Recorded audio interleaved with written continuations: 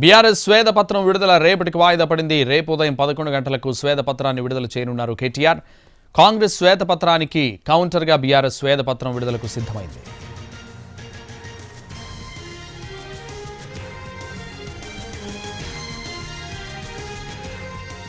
సభలో అధికార పక్షం ఇచ్చిన శ్వేతపత్రానికి ధీటుగా 10 ఏళ్ల తెలంగాణ ప్రగతి ప్రస్థానం దేశ చరిత్రలోనే ఒక సువర్ణ అధ్యాయమంటూ గణాంకాలతో సహా బీఆర్ఎస్ శ్వేతపత్రాన్ని రిలీజ్ చేయబోతోంది. తెలంగాణను విఫల రాష్ట్రంగా చూపించాలని ప్రయత్నం చేస్తే సహించబోమంటూ ట్విట్టర్ వేదికగా కేటీఆర్ పోస్ట్ చేశారు. పగలు రాత్రికి తేడా లేకుండా రెక్కల కష్టంతో చెమటోడ్చి నిర్మించిన తెలంగాణ ప్రతిష్టను దెబ్బతీసినా ఊరుకోమన్నారు.